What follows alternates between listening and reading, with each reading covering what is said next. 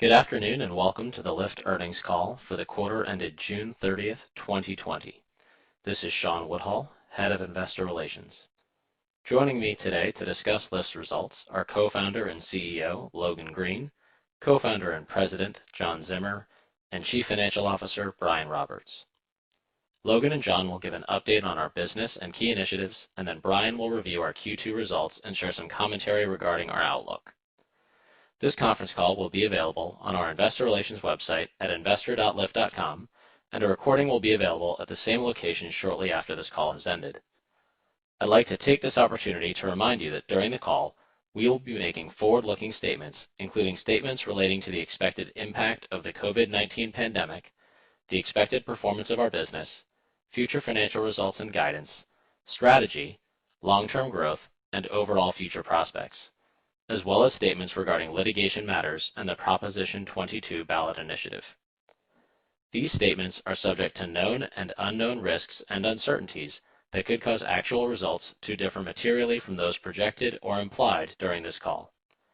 In particular, those described in our risk factors, including in our Form 10-Q for the first quarter of 2020, filed on May 8th, 2020, and our Form 10-Q for the second quarter of 2020, that will be filed by August 14th, 2020, as well as risks associated with the outcome of litigation, including a decision issued on Monday, August 10th, granting a motion for a preliminary injunction in an action by the people of the state of California, as well as the current uncertainty and unpredictability in our business, the markets, and economy. You should not rely on our forward-looking statements as predictions of future events. All forward-looking statements that we make on this call are based on assumptions and beliefs as of the date hereof, and Lyft disclaims any obligation to update any forward-looking statements except as required by law. Our discussion today will include non-GAAP financial measures. These non-GAAP measures should be considered in addition to and not as a substitute for or in isolation from our GAAP results. Information regarding our non-GAAP financial results, including a reconciliation of our historical GAAP to non-GAAP results, may be found in our earnings release, which was furnished with our Form 8-K filed today with the SEC, and may also be found on our investor relations website at investor.lyft.com. I would now like to turn the conference call over to Lyft's co-founder and Chief Executive Officer, Logan Green. Logan? Thanks, Sean. Good afternoon, everyone, and thank you for joining our call today. Before we review our second quarter results, I want to acknowledge how difficult the past 2 months have been for riders, drivers, and the communities we serve. The effects of COVID-19 have been severe for our society and economy, as well as for our own business. As a country, we also received a long overdue call to action to address the persistent injustices that Black Americans face. We will discuss our efforts on this in more detail, but we recognize there's more we can do to speak up and to be part of the solution. Turning to our second quarter, I'll focus my remarks on the recovery to date, as well as our efforts to accelerate our path to profitability. Let's start with the recovery we're seeing in our business. Our Q2 results reflect the challenging operating environment. While the recovery in our ride-sharing business has not been a straight line, we're seeing encouraging progress. Revenue for our second fiscal quarter was down 61% year over year, reflecting a significant decline in rideshare rides. This was driven primarily by a decline in active riders, as shelter-in-place orders and other restrictions across North America reduced travel overall. At the same time, ride frequency was relatively more resilient. This is reflected in our revenue per active rider, which was down just 2% year over year despite the extremely challenging environment. Even though rideshare rides were down significantly in the second quarter, rides have meaningfully recovered from the trough we observed in the second week of April. Trends within rideshare also reflect changes riders are making in their lives and in how they use Lyft.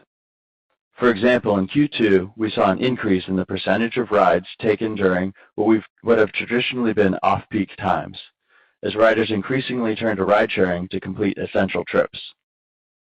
And while airport rides fell significantly in April and remained down significantly year over year, weekly airport rides grew by over 350% between the trough in April and late June. While rideshare is still down significantly from prior periods, we saw very strong engagement in our Bikeshare operations in Q2. bike revenue increased both quarter over quarter and year over year. This remarkable performance demonstrates the tremendous value that bikes are adding to our platform and helps validate our diversified approach to transportation. Let me turn now to recent trends that we've seen. We saw a rebound in demand in Q2 and have seen further evidence of this trend since the end of Q2. Rideshare rides in July were 78% greater than April. And despite all the negative headlines regarding COVID, even in the last month, we saw 12% growth from June to July.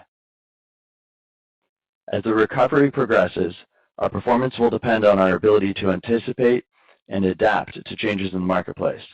And although the pandemic is certainly unprecedented, we have over 8 years of experience navigating an evolving marketplace. More than any other company in our industry, managing through adversity thoughtfully and strategically has been a core part of our success since we founded Lyft near the start of the last decade. Over that period of time, we've built the right team, culture, tools, and processes to adapt to changes on both sides of our platform, which we are fully leveraging in the current environment. In March and April, our primary challenge was a decline in rider demand relative to driver supply, which created an imbalance that led to low driver utilization. In order to help us protect utilization for existing drivers and provide additional earnings opportunities, we introduced a waitlist for new drivers and launched essential deliveries, which John will elaborate on. Over the last few months, we've seen this dynamic reverse. Rider demand began to outpace the supply of available drivers. This was observed across the industry in most cities. Given these circumstances, driver earnings and utilization are now at or above pre-COVID levels in nearly all of our markets. Accordingly, while we will continue to innovate and launch products and features to encourage riders to come back to our platform, we're also focusing significant resources on re-engaging drivers so that we can capture our full growth potential. John will share some more details on the work we're doing on this front, including the significant progress we're making on our new health safety program. Looking ahead, we expect there will be bumps along the road to recovery, but we're prepared to withstand this turbulence thanks to natural operating leverage in our business, our cost management focus, and a robust balance sheet, which we reinforced in May through the issuance of our first convertible senior notes. Before handing the call over to John, I want to share an updated view on our path to profitability. While we cannot control the timing of the recovery in our top-line results, we're continuing to make progress on the actions we outlined a few months ago to strengthen our financial position. Brian will discuss this progress in more detail, but we're executing on our previously announced cost reduction plans as well as projects to improve our unit economics. We now expect we can achieve adjusted EBITDA profitability with 20 to 25% fewer rides than what was assumed when we initially disclosed this target last year.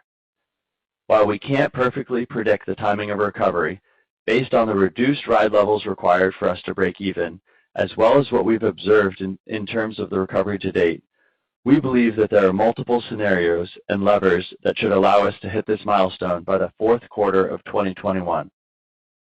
Now I'll turn it over to John to talk about the important work we're doing to support drivers, riders, and our communities. Thanks, Logan. Now more than ever, delivering on our mission to improve people's lives with the world's best transportation begins with users' health and safety. As cities reopen and people adapt their routines to COVID, it is critical that we continue our focus on the work we started in March to help protect riders and drivers on our platform. We know that health considerations and earning stability are two of the most important factors that impact a driver's engagement with our platform. We're taking meaningful action on both. First, health safety. In May, we announced our health safety program, which established new requirements for driving and riding with Lyft. As part of this program, both riders and drivers must self-certify that they will wear face masks throughout their ride, are free of COVID-19 symptoms, and will follow CDC and local guidelines related to COVID-19. In support of this program, we have now distributed over 150,000 sanitizing products and masks to drivers across the country. We further bolstered our health safety program in July with the launch of vehicle partitions. These partitions were designed in-house by Lyft engineers in line with CDC recommendations. Our team designed the partitions to be easily shipped, assembled, and installed across a wide range of vehicle makes and models. So far, we have made thousands of partitions available to drivers for free across 9 markets, including Atlanta, Baltimore, Boston, Dallas, Denver, New York City, Phoenix, Seattle, and Washington, D.C. Over the next coming months, we plan to expand this program to 30 regions and provide free partitions to over 60,000 drivers.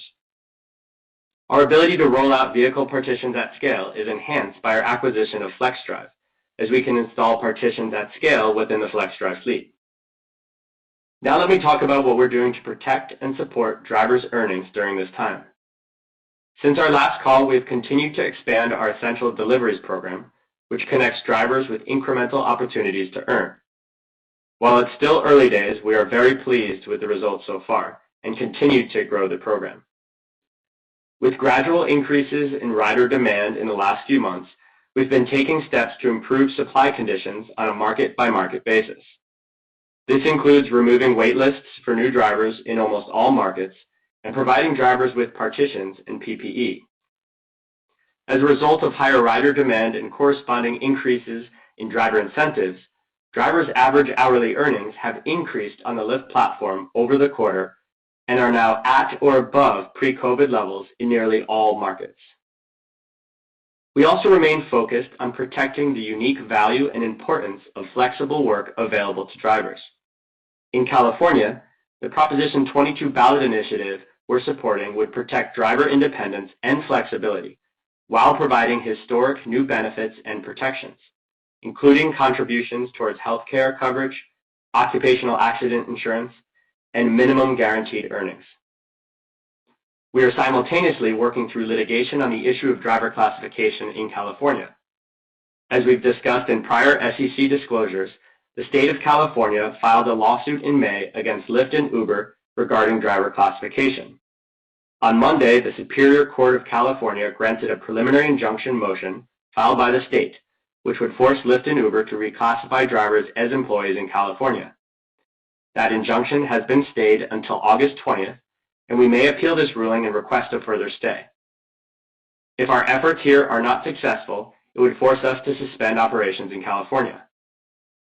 Fortunately, California voters can make their voices heard by voting yes on Prop 22 in November. Drivers have said they want to remain independent contractors over being employees by a 4-to-1 margin. Economic studies in California have shown that 80 to 90% of drivers and entire regions of the state would lose access to Lyft and Uber platforms if drivers were forced to become employees. We will continue to fight for drivers' independence. Our plans and forecasts are currently based on the assumption that efforts to challenge the injunction will yield favorable results. Still, as you know, we cannot provide assurances on the timing and ultimate outcome. I'd also like to share an update on the demand side of our marketplace. Even with rider coupons near all-time lows, rider demand has continued to improve, and we continue to build new offerings on our platform that we believe best support the recovery. As businesses around the country wrestle with how to adapt to the effects of COVID, Lyft can play an important role in solving transportation challenges for these organizations. We recently launched Lyft Pass, which allows organizations to cover the cost of rides for employees, customers, guests, patients, and more. For many top brands and organizations, Lyft has been the partner of choice before and during COVID-19 shelter-in-place mandates. We're excited to be able to create solutions that help these businesses navigate the new normal as their employees go back to work and have a renewed focus on safety, convenience, and flexibility. We've also made improvements to Lyft Rentals, our consumer car rental program that is reimagining the traditional car rental experience.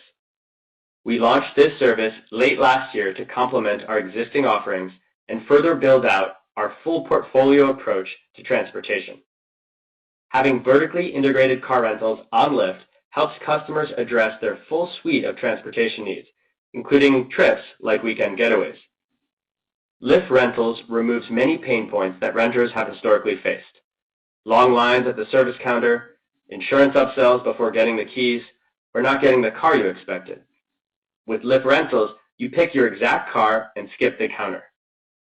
Recent trends in our initial markets, Los Angeles and the Bay Area, indicate strong consumer interest in this program, with revenue per car surpassing pre-COVID levels in recent weeks. In order to expand our riders' access to the seamless car rental experience, we recently announced a partnership with Sixt, a global leader in the car rental industry known for outstanding customer experience that has been expanding their presence in the U.S. Unlike third-party aggregators, we're integrating with Sixt's systems on the back end, so the entire reservation flow is built directly into the Lyft app, delivering an integrated premium experience. Lyft riders who rent vehicles from Sixt will have access to special perks and privileges, including a Lyft ride credit to get to and from the rental lot, expedited pickup, and the ability to choose the exact make and model of the vehicle ahead of time. Our partnership with Sixt is rolling out over the next few months and will eventually become available nationwide. Additionally, as Logan mentioned earlier, one particularly bright spot in Q2 was Bikeshare. Weekly bike rides increased over 200% from the beginning of April to the end of June, and new bike rider activations in the month of June were up 11% year over year. Ride volumes for bikes are now above pre-COVID levels as riders seek out this affordable, efficient, and open-air mode of transportation. We are extremely well positioned given our leadership in the bikeshare market, including our exclusive right to operate Bikeshare in some of the largest cities in the U.S. We are continuing to lean into this area by expanding the availability of our popular e-bikes, which are now available in San Francisco with Bay Wheels, New York with City Bike, Chicago with Divvy, as well as Washington, D.C., Minneapolis, and Columbus. Since we launched our new e-bike roughly 1 year ago in the Bay Area, riders have taken over 1 million e-bike trips, and we're excited to bring these bikes to more markets later this year. Before I hand things over to Brian, I wanted to highlight Lyft's first annual Environmental, Social, and Corporate Governance Report, which we published at the end of July. In order to execute our mission, we must deliver for all stakeholders. This drives our work on a wide range of issues, including transportation access and equity, economic mobility, and sustainability. An exciting example of our work in these areas is our recent commitment to reach 100% electric vehicles on the Lyft platform by 2030. By working with drivers to transition to electric vehicles, we have the potential to avoid tens of millions of metric tons of greenhouse gas emissions and to reduce gasoline consumption by more than 1 billion gallons over the next decade. In addition to being the right thing for the environment and society, we expect that a fully electric fleet will allow us to help drivers save money. Our commitment to this issue is clearly and deeply integrated into our decision-making and strategy at Lyft. We are driving our business toward a sustainable future where riding with Lyft is the obvious choice. Our ESG report is the first for our industry, and we're proud of the progress we are making. We look forward to continuing to share updates with you through this annual report. With that, I'll now hand it over to Brian to review our Q2 results and outlook. Thanks, John, and good afternoon, everyone. Let me share a few perspectives before I get into specifics regarding our Q2 performance and outlook. Given the significant decline in revenue related to COVID, I'm extremely proud of our success minimizing our adjusted EBITDA loss in Q2. We've also positioned the company to be stronger and more profitable in the long term. I attribute this to our decisive actions to reduce costs as well as our strong execution. I'm also pleased with Lyft's sequential monthly ride recovery, which resulted in meaningful month-over-month revenue growth from the April lows. The combination of this improving top-line trend, along with broad and significant cost reductions, helped us to close Q2 well below the loss level we publicly communicated.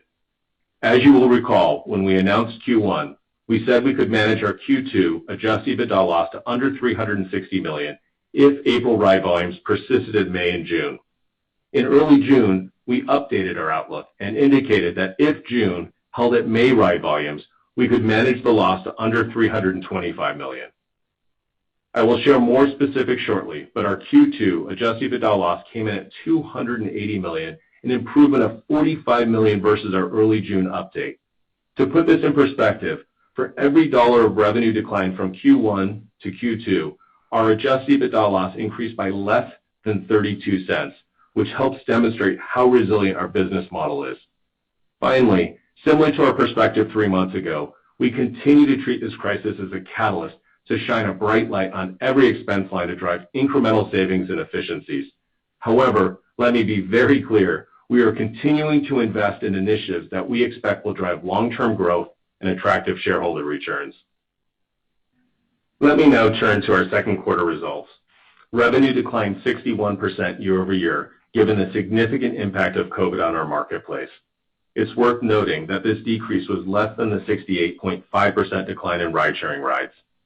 Q2 revenue benefited from increased rideshare revenue per ride versus the year-ago period, and our bike business achieved positive year-over-year revenue growth. As Logan mentioned, the decline in rideshare rides was driven primarily by a decline in active riders, which decreased 60% from the year-ago period to 8.7 million. Revenue per active rider in Q2 was $39.06, down only 2% year-over-year, despite the extremely challenging environment, reflecting both improved revenue per ride and encouraging resilience in ride frequency. To put this in perspective, our revenue per active rider in Q2 is $1.20 greater than it was in Q1 of 2019, the quarter we went public. Now, before I move on, I want to note that unless otherwise indicated, all income statement measures that follow are non-GAAP and exclude stock-based compensation and other select items. A reconciliation of historical GAAP to non-GAAP results is available on our investor relations website and may be found in our earnings release, which was furnished with our Form 8-K filed today with the SEC. This includes contribution, which is defined as revenue less cost of revenue, adjusted to exclude amortization of intangible assets, stock-based compensation-related expenses, and changes to liabilities for insurance required by regulatory agencies attributable to historical periods.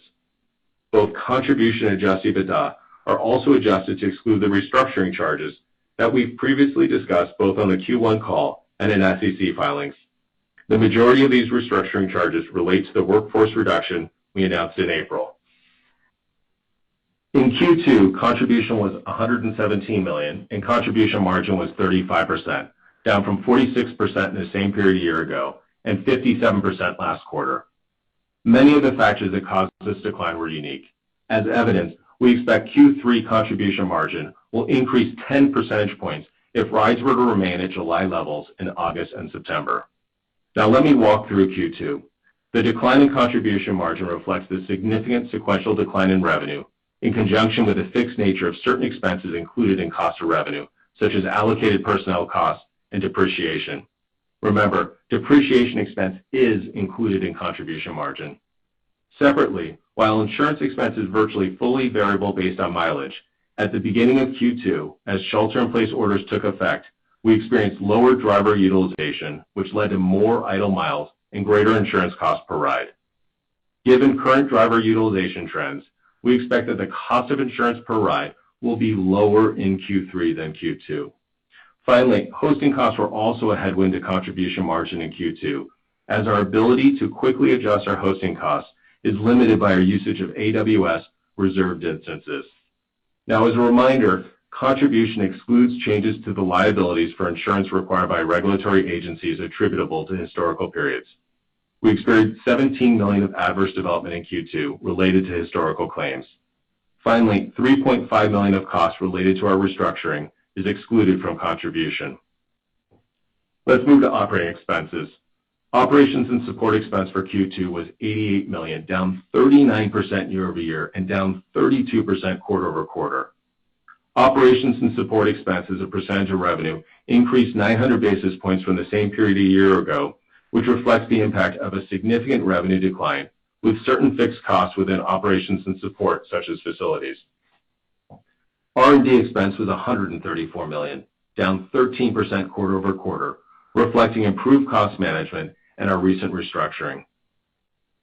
Sales and marketing in Q2 as a percentage of revenue reached an all-time low of 13%. In terms of absolutes, sales and marketing was only $44 million in Q2, down 77% from $191 million in Q1. A key driver to our sales and marketing leverage was our discipline on rider incentives. Total incentives classified as sales and marketing declined 96% between Q1 and Q2, from $100 million to just $4 million, or 1.2% of revenue. G&A expense was $168 million, down 12% year over year and down 10% quarter over quarter. The sequential decline in G&A expense is notable as improved cost management more than offset a roughly $25 million increase in costs related to legal settlements between Q1 and Q2. As we discussed in our Q1 call, legal settlements and accruals were lower than expected in the first quarter due to the postponement of mediations and hearings. CapEx for the quarter was approximately $22 million, which was less than half of our outlook as we focus on preserving cash. Stock-based compensation and related payroll tax expense was $111 million, which included a net benefit of approximately $50 million related to our workforce reduction. We ended the quarter with $2.8 billion of unrestricted cash, cash equivalents, and short-term investments, an increase of over $100 billion from March 31st. Our ending cash balance reflects both the net proceeds of approximately $600 million from our convertible debt issuance and corresponding cap call transactions, as well as the previously disclosed cash use of $91 million related to the insurance novation transaction that we closed in April. Let me now turn to our outlook. We remain on track to achieve the fixed cost savings that we outlined on our last earnings call, $300 million on an annualized basis by Q4 of this year. In addition, we are tracking to beat our CapEx reduction plan. On our last call, we outlined a goal of reducing 2020 CapEx from our original plan of roughly $400 million to $150 million. We now expect that we can lower full-year CapEx to $125 million, resulting in an additional $25 million of cash savings. Since our Q1 call, we've also made important progress on initiatives across the company to improve our underlying unit economics. We will share more information on these initiatives later in the year, but the progress to date suggests that there is upside to the long-term margin targets we first outlined at the time of our IPO. We also believe we can now achieve adjusted EBITDA profitability with fewer rides, as Logan mentioned. I will come back to this. In terms of our near-term outlook, given the fluidity associated with government orders and healthcare recommendations to contain the spread of COVID-19, it is impossible for us to predict with any certainty our results for the third quarter. As such, similar to the second quarter, we are providing investors with an estimate of adjusted EBITDA loss based on July ride volumes. As a starting point, let me describe the ride comps on our rideshare platform. April was down 75% year over year. May was down 70%. June was down 61%. July was down 54%. Rideshare rides for the week ending August 9th reached a new high since April, but remained down 53%. Now, when evaluating year-over-year ride comps, keep in mind that August was a much stronger month than July back in 2019, which is contributing to these trends. Before I discuss the loss, I want to remind everyone of the important increase in policy-related spend that we first mentioned at the beginning of the year. Most of this investment will be recorded in our Q3 results, with policy-related spend increasing by approximately $40 million in Q3 versus Q2, given the timing of key policy initiatives in California, as well as other states. In California, as John described, we are focused on winning the Prop 22 ballot initiative. Alongside our coalition partners, including Uber, DoorDash, and Instacart, as well as tens of thousands of drivers and leading community organizations, we'll continue to support a very large Vote Yes on Prop 22 campaign in the coming months. A majority of the incremental $40 million of quarterly policy expenditures relates to our share of third quarter coalition spend, which was pre-funded by Lyft back in 2019, so it will not be a use of cash. Now, for comparison purposes, if we weren't investing this large one-quarter increase in policy spend and rides were to remain at July levels in August and September, we would expect our Q3 adjusted EBITDA loss would be $225 million, a 20% improvement relative to Q2. But we are investing an incremental $40 million in Q3 policy spend, and this will be reflected in adjusted EBITDA. So inclusive of this spike, we expect to manage the business to a $265 million loss if rides remain at July levels. While the company is not providing revenue guidance for Q3, we do expect year-over-year growth will more closely track the change in rideshare rides as we invest to improve service levels. Let's now move beyond Q3 and discuss an important milestone. We expect that we can achieve adjusted EBITDA profitability by Q4 of 2021. While this does require rides to continue to recover, we see multiple scenarios and levers to achieve this milestone. As Logan indicated, given our actions to reduce costs and increase unit economics, we are now positioned to achieve adjusted EBITDA profitability with 20 to 25% fewer rides than what was required when we first put out our Q4 21 target back in October of 2019. This is a further improvement from the 15 to 20% reduction that we announced last quarter. For context, we now expect we can achieve adjusted EBITDA profitability when quarterly rides on our rideshare platform reach approximately 5 to 10% above the level achieved in Q4 of 2019. So while we expect our operations will be impacted by COVID-19 for some time, we again believe that there are multiple scenarios and levers that should allow us to hit this milestone by Q4 of next year. Our leadership team is focused on achieving adjusted EBITDA profitability to allow our business to self-fund future growth and demonstrate the strength of our model. In fact, we expect that we will lead our industry in terms of long-term margins. While scale matters, and yes, we have scale, what's critical to understand is the importance of focus, both business model and geographic footprint. We expect that the margins of a North American pure-play transportation network will exceed conglomerate models that include lower margin businesses and geographies. Also, as we look forward, our focus positions us well for the rebound. We expect we will have strong organic year-over-year revenue growth in 2021, given our sole transportation focus. No portion of Lyft's business enjoyed favorable tailwinds from COVID, so Lyft is well positioned as a pure play in the expected recovery. In terms of our geographic focus, we operate solely in the U.S. and Canada, and the U.S. government is directing nearly $10 billion aimed at gaining priority access to and volumes of select COVID vaccines and therapeutics. We believe that faster and wider availability of treatments and vaccines may help drive an accelerated and broader economic rebound in our direct operating footprint. In closing, while the operating environment we faced in the second quarter was a challenging test, we were able to limit the impact of the downturn thanks to our team's execution, the resilience of our business model, and the critical role our platform plays to facilitate essential transportation. We're making progress on key initiatives to improve our long-term margin profile, and we expect the decisions we made in Q2 will also position the company to reach profitability sooner and be stronger and more profitable in the long term. Finally, with $2.8 billion of unrestricted cash, cash equivalents, and short-term investments, we have the financial strength and runway to achieve our strategic objectives. So with that, let me turn it back to Logan. Thanks, Brian. The second quarter was extremely challenging on many fronts. We're grateful for our driver and rider community, partners, team members, and shareholders for their continued support and dedication. We're encouraged by the recovery in our business to date, and we're confident that we're taking on the critical work necessary for the business to emerge stronger on the other side.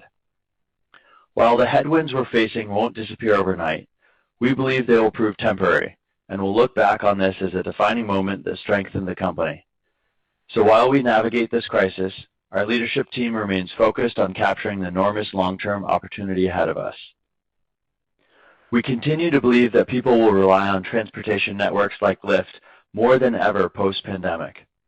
We're the only pure-play transportation network company in North America that has integrated rideshare, bikes, scooters, transit, and car rentals all onto a single platform. And we believe that we're better positioned than ever to be the platform of choice for drivers, riders, and to deliver outstanding value to shareholders. Before we take questions, I want to acknowledge that for many of us, the past few months have been unlike anything we've ever seen before. Recent acts of injustice against Black Americans have created an inflection point in America. As we seek to become true allies and lead a company where our team feels empowered to do the same, our actions have been guided by our long-standing commitment to support the communities we serve. Our work starts within our own walls, where we've doubled down on our internal efforts around inclusion and diversity, especially in regards to hiring and promotion. From there, we're harnessing the power of our platform to partner with organizations across the country to help eliminate access to transportation as a barrier to upward mobility for Black communities. Alongside partners including the NAACP, National Urban League, and My Brother's Keeper Alliance, we'll be providing access to roughly 1.5 million free and discounted car, bike, and scooter rides to enable Black communities to access a powerful network of essential resources and services over the next 5 years. This work is an important part of fulfilling our mission by ensuring that the world's best transportation is accessible to all. And with that, we're now ready to take questions. As a reminder, to ask a question, you will need to press *1 on your telephone. To withdraw your question, press the # key. Again, that's *1 on your telephone to ask a question. Please stand by while we compile the Q&A roster. Our first question comes from the line of Benjamin Black of Evercore ISI. Your question, please. Hey, thanks for the question. And thank you for the update on the timeline to profitability. I think you mentioned you see several scenarios which would get you to profitability in the fourth quarter of 2021. Could you maybe help us understand the levers that will get us there? And then one on costs. I know you gave us an update on could you give us an update on when we should see the full benefits of the $300 million in cost reductions? And I think you also mentioned shining a light on all costs. So are we done with the rationalizations now, or do you still have some more wood to chop? Thank you. Sure. Thanks, Ben. This is Brian. So let me just again repeat why break-even is just so important to us, because it's really the catalyst for us to start self-funding that future growth. And I think it's important for us to demonstrate to investors just the strength of our model. So we are committed to this target. As we mentioned, it does require ride recovery. There's several factors that give us confidence in our ability to reach this milestone. First, as you point out, it's our success in terms of reducing costs and improving unit economics.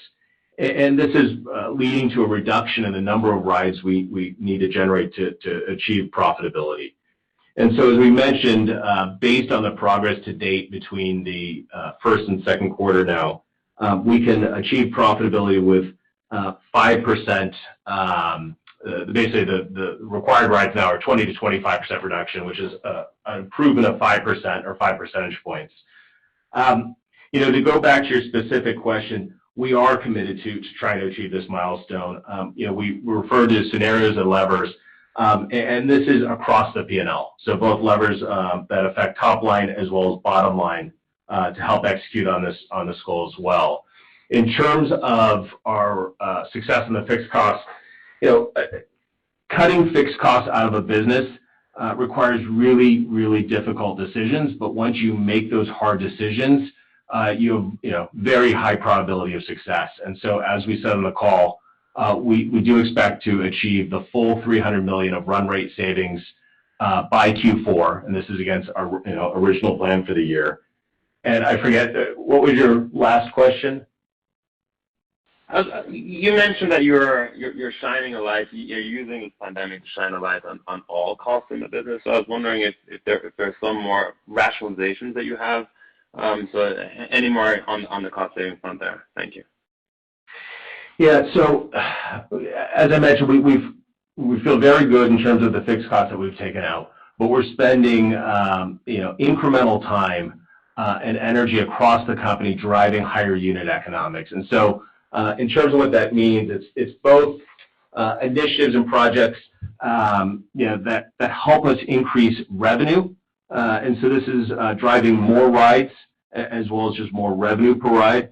And then we have a number of initiatives to reduce costs. So this is everything from increasing our computing efficiencies, unlocking savings on transaction processing, and funding incremental initiatives on safety to reduce insurance costs. Again, one of the things that we mentioned in the prepared remarks is that our success now on executing on the reductions in the fixed cost base and our success on driving forward on these projects to reduce or improve our unit economics, we believe we're creating lasting structural improvements to our business. And given these improvements, we now believe we can generate margins in excess of the long-term model that we discussed at the time of our IPO. So we'll be planning to update investors in early next year on that. Great, thank you. Sure. Thank you. Our next question comes from Doug Anmuth of J.P. Morgan. Your question, please. Great. Thanks for taking the questions. I have two. First, John, you talked about potentially suspending operations in California if you don't get the extended stay beyond August 20th. Just hoping you could help us understand how that would work. Is that just temporary as you adjust the model to certain markets and adjust service levels? And curious how far along your planning is along this path. And maybe you can just remind us how big California is as a percentage of rides or revenue. And then, Brian, just on insurance, if you could talk about the opportunity to further shift insurance risk later this year. I know you went to about 25% risk transfer last October. Curious where that could go to, and how does COVID impact the potential move there in October? Thanks. Thanks, Doug. This is John. So on the first question, if a longer stay is not granted, then the injunction would go into effect on the August 21st, in which case we'd be forced to suspend rideshare operations in California. And as we explained to the trial court, a preliminary injunction forces Lyft to transform its business model in California. One thing to remind everyone is a majority of the drivers on the platform have full-time jobs outside of Lyft, and the constraints that we would need to add to the platform, such as schedules, would not work for many of them. And Lyft cannot comply with the injunction at the flip of a switch. Reclassifying tens of thousands of self-employed drivers would be a significant challenge in normal times, and in the current pandemic environment, that would be nearly impossible. So it's difficult to predict, timing, as you mentioned. Our focus is on Prop 22. And we are confident in moving that forward. Anything outside of that would need to be assessed at a later time. In terms of the business impact within California, California currently makes up around 16% of total rides. So that should address your question there. And this is Brian. So let me just give a little more color on California. I would say the West Coast is one of our weakest regions in terms of rebound. So if you look at month to date in August, California as a percentage of total rides is down over 5 full percentage points year over year, as John mentioned, down to 16% of total rides. In terms of specific data points, notwithstanding the recovery in other parts of the country, in July, rideshare rides were down 75% in San Francisco, 72% in San Diego, and 75% in San Jose. And in the most recent week, both San Francisco and San Jose were down 77% year over year. In terms of the second part of your question around risk transfer, so as you recall, we are on a September fiscal year as it relates to insurance policies.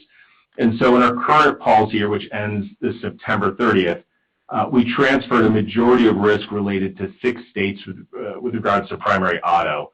We're actually in a live RFP right now for our next policy year, which begins October 1st, so the first day of Q4. For us, there's 2 key benefits from transferring risk. First, helps me sleep at night because it reduces volatility in our financials. And second, it aligns incentives between us and our insurance partners.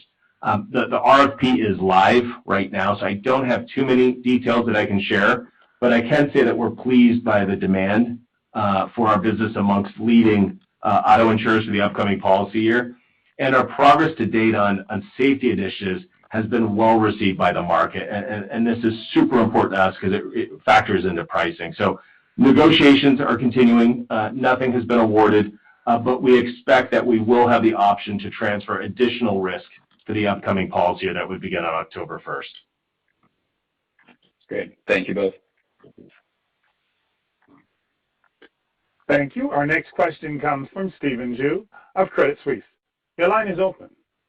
Hey, thank you very much. So, Logan and John, you touched on this to some degree, but can you talk about the puts and takes to the Lyft use case over the next 12 months, perhaps, and the next 5 years? Clearly, the morning and afternoon commute use cases are, way down right now, as are the airport rides. And there may be a possibility that some of the decline will be permanent as people work from home. So, can you put that in context with your efforts to expand into new use cases like doctor's visits, among other things, that is perhaps not as work-related? And Brian, you touched on this to some degree as well. Overall, it seems like rides improved pretty significantly from the April trough.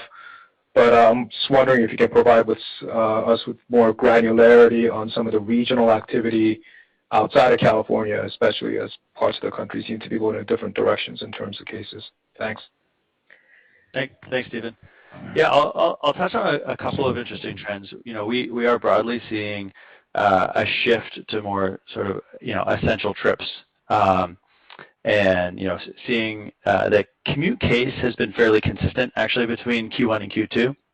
It makes up roughly 30% of our total rides. But seeing more essential trips, to grocery stores, doctor's appointments, etc. A couple interesting trends. Public transit usage across the country has, really fallen nationally, and a lot of cities have been, in really tough budgetary sort of conditions, and forced to cut back the amount of transit service that they offer.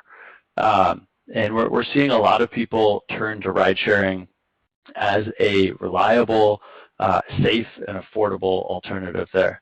One of the exciting things that we've launched on that front as part of Lyft Business, we launched a new product called Lyft Pass, and we just launched that in July. And Lyft Pass is a new product that allows organizations to cover the cost of rides for an employee, for a customer, a guest, a patient, etc. And provide a safe and convenient, flexible option. So an organization, the way it works, an organization can buy a one-time or recurring Lyft Pass and set up a great set of custom rules and restrictions around the time of day that it's used, the ride type that it can cover, the location, and more. So we're really excited about Lyft Pass. And we'll continue to look for more ways to build products that support folks and support cities as they reopen. One other thing, we talked about a little bit before, but I just want to comment on personal vehicle ownership. We really believe that people are going to depend on Lyft and shift to Lyft more and more on the other side of the pandemic. Affordable and reliable transportation is going to be critical in navigating a challenging economic environment. And I think on the other side of the pandemic, most folks expect there to be, obviously a very challenging economic environment to deal with. So we think, car owners and folks considering car ownership might opt out of the high fixed costs that go along with owning a car, either because they can't afford it or they don't want to sign up for that type of long-term burden. And obviously it's still the early days, but we think we're still at the very beginning of a long-term secular shift away from car ownership and towards adopting a broader transportation as a service type product. So as far as specific cities, Brian, can you weigh in on some of those trends? Sure, thanks, Logan. So let me just maybe quickly touch on ride mix, then I'll talk about the cities. What's interesting for us, if you look at weekend rides as a percent of our total rideshare rides, in Q3 and Q4 of last year, weekend rides were 32 and then 33% of total rides. At the absolute COVID bottom, weekend rides dropped to 20% of total. In the last week of July, weekend rides have now reached 29% of total, so we're seeing a rebound there. And then, as we reported last time, airport rides in Q3 and Q4 of last year were 9.1 and 9.4% of total rideshare rides. In April, airport rides dropped to 1.6%. And as Logan mentioned, airport rides are beginning to rebound. In the month of July, they've more than doubled as a percent of ride mix, and they're now up to 4%. So still down from last Q3, Q4, but definitely trending in the right direction. In terms of cities and regions, look, I think it's really important for investors to realize that the U.S. is a collection of unique data points. What you're seeing in your hometown doesn't necessarily represent what is happening in aggregate across the U.S. And so, as I mentioned, rides on the West Coast in particular are weaker, but other regions have already recovered to a much stronger degree. For example, 10% of our top 50 cities in July were down 25% or less year over year. And the other key point to understand is, each month cities recover at different rates. And so while July rideshare rides jumped 12% system-wide month over month, as Logan mentioned, over 10 of our top 50 cities grew faster than 20% month over month. And we had one top 20 city grow 57% month over month. And then finally, even in areas with really high COVID case counts and lots of media attention, like Los Angeles and Miami, we did see positive month over month growth in July. Thank you. Thanks, Stephen. Thank you. Our next question comes from Mark Mahaney of RBC. The question, please. Thanks. Two questions, please. First, could you describe why you think the driver supply challenges are existing? You put in wait lists early on because there was a surge in drivers, but then it seemed like it reversed. I think there are probably macro factors at play here, but your thoughts on why you're experiencing driver supply challenges? And then secondly, Brian, could you talk about why rides volume will more closely match revenue, or rides declines will more closely match revenue declines going forwards than what we've seen in the last quarter or two? Thank you. Thanks, Mark. I can take the first one around driver participation in the platform. So the two most important factors for drivers when considering whether they want to get behind the wheel right now are health considerations and earning stability. And so on the health consideration side, to your point, a lot of that is more macro, but we're taking that very seriously and doing everything we can to improve safety and health protection within the platform. So, for example, the in-house created partition. We've shipped tens of thousands of those units, and we're going to continue providing PPE and those partitions to keep drivers safe and make sure we're communicating all the different options they have to protect themselves if they choose to come back to the platform.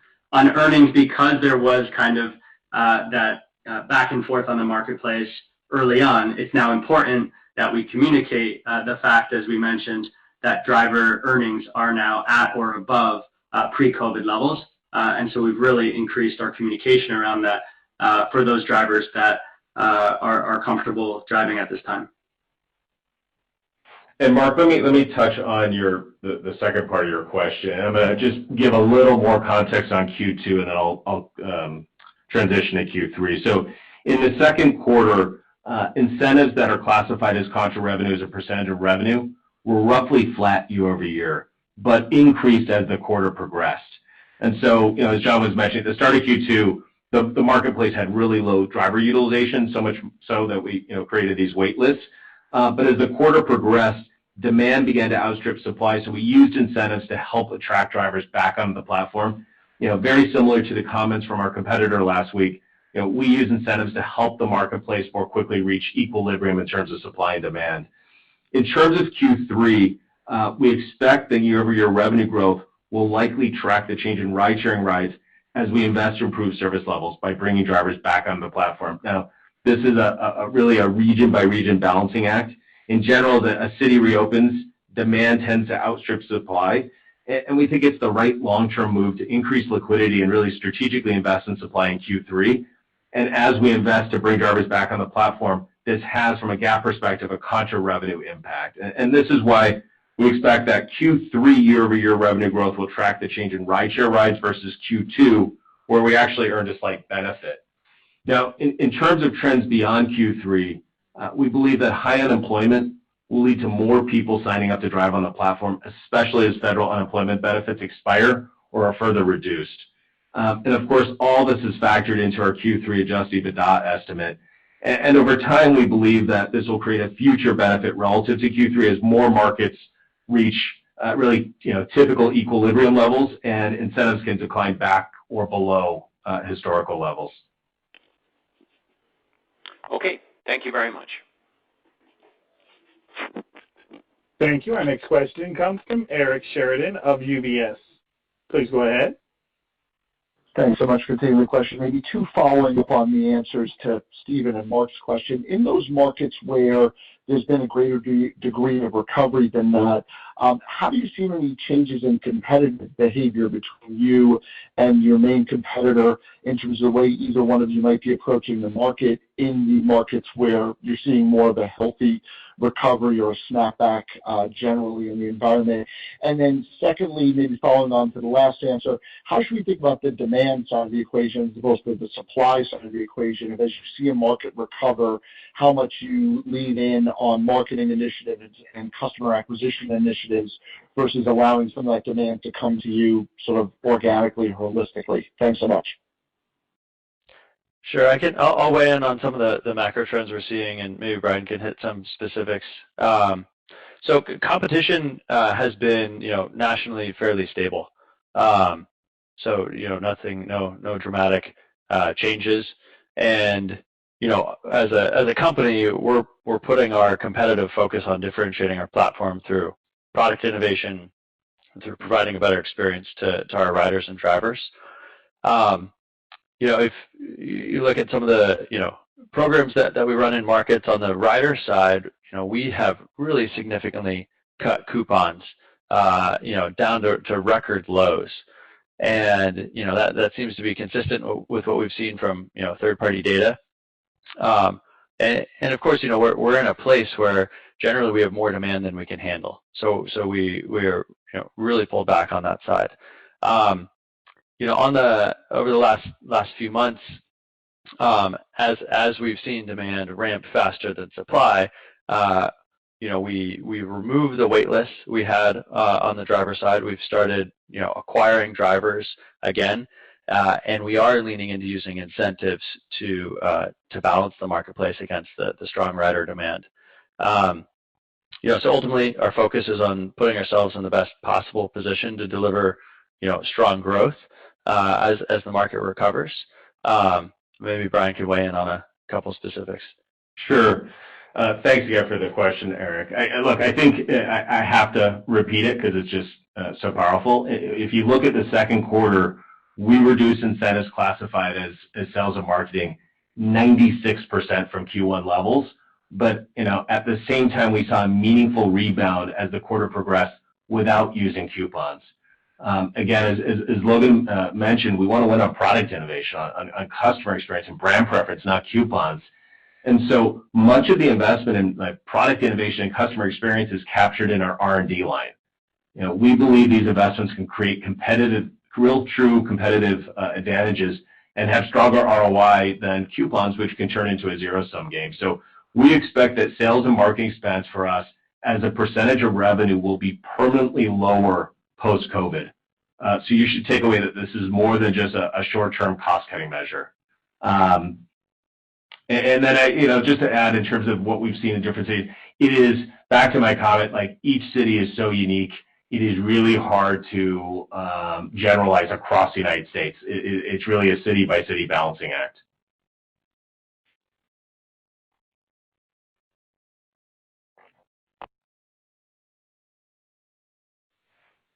Thank you. Our last question comes from Edward Yruma at KeyBank.